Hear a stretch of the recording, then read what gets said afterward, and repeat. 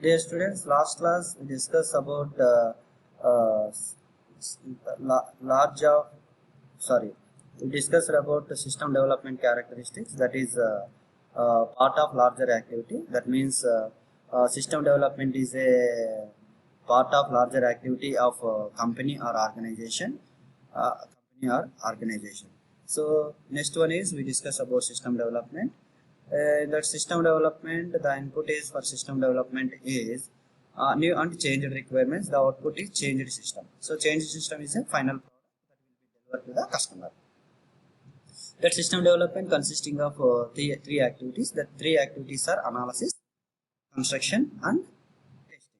So the system development carried out by following the number of steps, and also the system development carried out with the help of some sequence of models. So one model is converted into another model, that is analysis model will be converted into the design model. By using design model we implement the product. See, coming to activities of system development, that is it consisting of three activities: analysis, construction, and testing. And again the construction, it consisting of two activities, that is design and implementation. First, coming to analysis, first we collect the requirements from the customer. In that analysis phase we analyze the requirement. After analyzing the requirement we prepare the one model. That model is called analysis model. So the analysis model, next with the help of that analysis model we can design the analysis model. That means we can the design is describes the detailed design about the analysis model. Next, coming to implementation, we can implement the design. Next, coming to testing, we can after implementation we perform the testing. After testing we can deliver the product to the customer. So coming to first activity, that is analysis of the analysis activity of the development. So coming to analysis, in that analysis the application oriented specification is developed to specify what the system offers to its users. So we can specify the requirements in that analysis phase. So that will finally what we are going to offers to the user, that will be mentioned in that requirement specification. Actually, in that analysis phase we prepare the SRS document. That SRS document is nothing but requirements or software requirement specification. What is the introduction of, in which we mention the what is introduction, what is the objective of that analysis, what is the objective of software requirement specification, what is the output of that SRS, and what are the functional requirements, what are the non-functional requirements of that system. So all these mentioned in that SRS document. Suppose we want to add another requirement to that document that specification. It is very inexpensive. Why? Because it is an initial process of the software development. Next, the main goal of the analysis part is we can find a good structure for the system. That means we can analyze the requirements. We have to select the positive requirements. Based on that positive requirements only we have to develop the system. Next, we can prepare the analysis model in that analysis phase, and it specifies the functional behavior of the system. For example, we can take online banking system. What are the requirements of the online banking system? So what the requirements are, user requirements are withdraw the money from the bank and deposit the money into the bank and transfer the money from one account to another account, and these are the functional requirements of the system. So in which in this analysis model we can specify all these functions that specify the functional behavior of the system. Next, construction. In construction, this construction also it is divided into two steps. That is one is design and coding. So the construction, it will be completely depend on the application oriented analysis model. With the help of these application oriented analysis model we perform the construction activities. See, in that construction activity, we can define the system software, database management systems, and the user interface. And coming to activities of construction, that is design and implementation. In that design, it will be the product. Sorry, that design, it describes the complete details of the product. What are the hardware requirements? What are the software requirements? For example, in that detailed design, for example, we want to build the house. So how many rooms are we construct? What are the material we are going to use for that house construction, and what are the dimensions of that house? So all these complete details presented in the design. Next, coming to implementation, with the help of the design, we can implement our product. In that implementation, uh, we can implement the individual units of that design with the help of some programming languages. So in object-oriented software engineering, we can use the object-oriented technology. With the help of Java programming or C++, we can implement the program. So in that design, we can the design consisting of classes.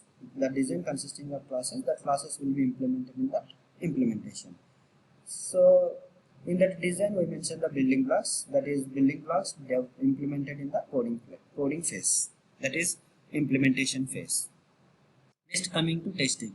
So in that implementation, we develop the individual models, individual components. After developing the individual components, we can test the components individually. At the same time, the testing will be performed on the service packages which are mentioned in the analysis model. Whether the service packages are correctly implemented or not in the implementation phase. And also we test the performance of the system, whether the system meets the requirements or not.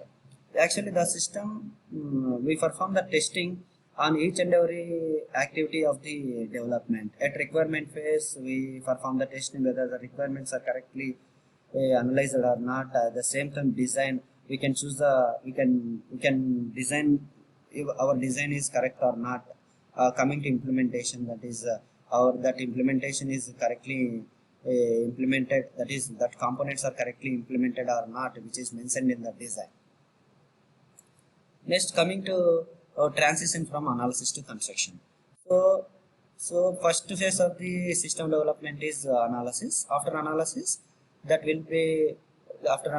we can design the product, and after design we implement the product. See, analysis must be independent of the implementation. So that means, suppose we change the implementation of that product, that should not be affect to the analysis model. Analysis must be application oriented. In that application oriented, we specify the service packages which will be implemented in the next phase, that is construction.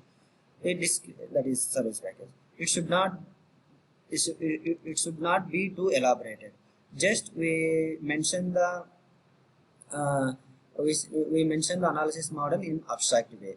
So coming to in design phase, we elaborated the analysis model in the design phase. Next, requirements are input to the system development. Definitely, without requirements, we cannot develop the system. So with the help, so based on that requirements only, we can develop the system. So in that, in requirement specification is the input to the system development. So with the based on that requirement specification only, we can develop the product. After developing the product, we can deliver to the product to the customer. We can deliver the product to the customer. Next, in that development, we can develop the new requirements as well as changed requirements. See, in the suppose for example, we can take enterprise. What are the activities of that enterprise development? So for example, we can take one enterprise. That figure shows what are the activities of enterprise development. First one is establish current state. Establish current state. It describes what is the aim of the enterprise and what are the problems of existing enterprise, that is present enterprise. Next, enterprise analysis. We analyze the each and every activity of the present enterprise. Next, change analysis. So what are the activities we have to change? So we analyze the changed activities of that present enterprise. Next, enterprise design. So that means it gives the detailed description about the changed activities. Next, enterprise design. In that enterprise design, we discuss about it describes the detailed design about enterprise systems with changed activities. After designing, we can verify the design whether it is correctly designed or not, and after verification, we can perform the validate. So requirement specification is the input to the system development. With the help of requirement specification, we can develop the product. So after developing the product, we can deliver the product to the customer. So the existing system documentation is basis for the development. So we can take the documentation of the existing system. Based on that requirement specification document of the existing system, we develop the new product. So without requirements, we cannot develop the system product. So requirements are the input to the system development. So next class we discuss about system output to the system development.